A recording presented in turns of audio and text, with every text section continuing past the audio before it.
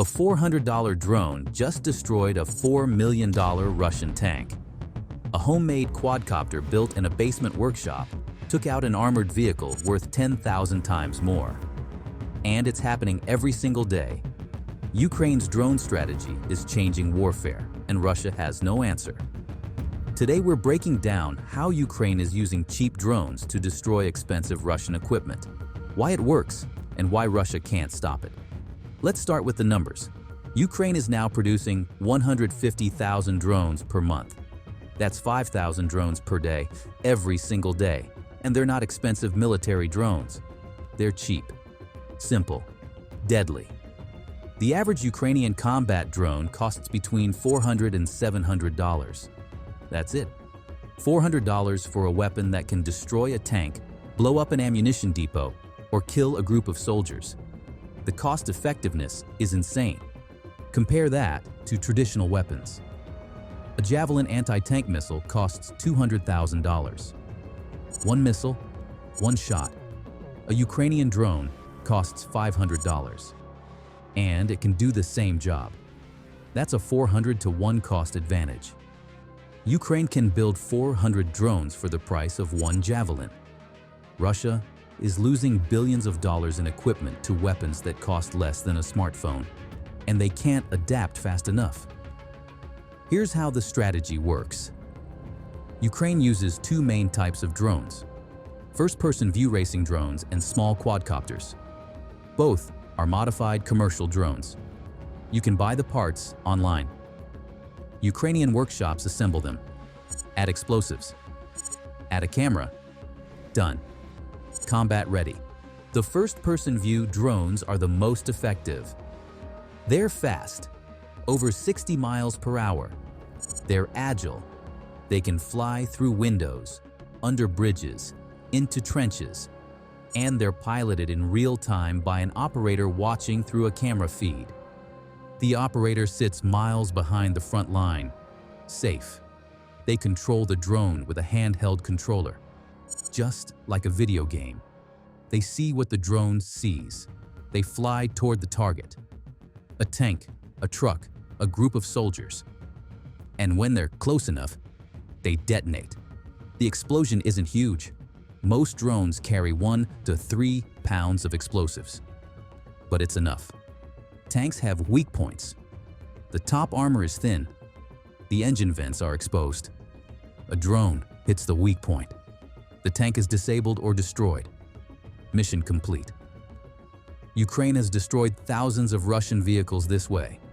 Tanks, armored personnel carriers, artillery systems, trucks, even helicopters sitting on the ground. All taken out by drones that cost less than $1,000. But it's not just about destroying vehicles. Drones are also hunting soldiers. Russian infantry in trenches. Soldiers moving between positions. Command posts, all vulnerable. A drone flies overhead, drops a grenade, or crashes into the target and explodes. Russian soldiers are terrified of them. There are reports of Russian troops refusing to leave cover because of drone threats. They know that if they move, a drone might spot them, and if a drone spots them, they're dead. This is psychological warfare, and it's working. Now let's talk about range. Early in the war, Ukrainian drones had a range of maybe 5 to 10 miles, enough to hit targets near the front line, but not deep into Russian territory. That's changed. Ukraine has developed long-range drones, fixed-wing designs that can fly 30, 40, even 60 miles behind enemy lines. These aren't the small racing drones. These are larger, purpose-built, and they're hitting targets Russia thought were safe. Russian ammunition depots 40 miles from the front, hit. Russian command centers 50 miles back, hit. Russian air bases, oil refineries, railway hubs, all within range. Russia has no safe rear area anymore. Everywhere is a potential target, and Ukraine is scaling up production. President Zelensky announced that Ukraine's drone and missile production capacity will reach $35 billion by 2026. $35 billion. That's an entire industry built around drones. Ukrainian manufacturers can now produce drones faster than Russia can destroy them. And that's the key. This is a war of attrition. Whoever can produce more, faster, cheaper, wins. And Ukraine is winning that race. Russia is trying to respond. They're building their own cheap drones, copying Ukrainian designs, but they're behind. Ukrainian drones are better, more reliable, more effective, and Ukrainian operators are more experienced. They've been doing this for 3 years. They know what works. Russia is also trying to jam Ukrainian drones. Electronic warfare, radio frequency jamming. It works sometimes, but Ukrainian engineers adapt. They change frequencies.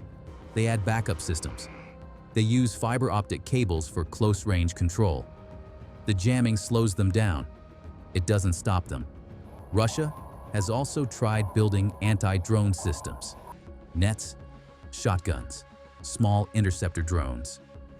Some of it works, but it's not scalable. Ukraine is launching thousands of drones per day. Russia can't shoot them all down. The math doesn't work. Here's the bigger picture. Drones have changed the battlefield. Traditional tactics don't work anymore. You can't mass troops. Drones will find them. You can't park tanks in the open. Drones will destroy them. You can't move supplies during the day. Drones will spot the convoy. This forces armies to operate at night, to spread out, to hide, and that makes everything slower and less efficient. Russia's entire offensive strategy has been disrupted by drones. They can't concentrate forces the way they used to, because when they do, Ukrainian drones swarm them. And it's not just Ukraine using this strategy. Other countries are watching and learning. Cheap drones are the future of warfare. Not expensive jets, not billion-dollar ships. Drones, thousands of them. Cheap, expendable, effective. The United States is paying attention. Europe is paying attention. Everyone is realizing that the next war will be fought with drones, and Ukraine is writing the playbook. But there's a problem. Ukraine needs more drones. They're producing 150,000 per month, but they could use 300,000 or 500,000. The demand is higher than the supply.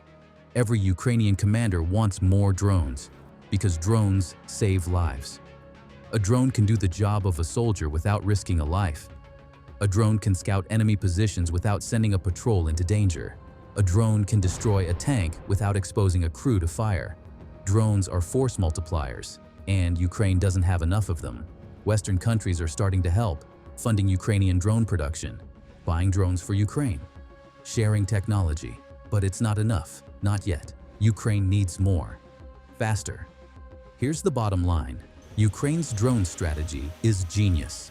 It's cheap, it's effective, it's scalable, and Russia can't stop it.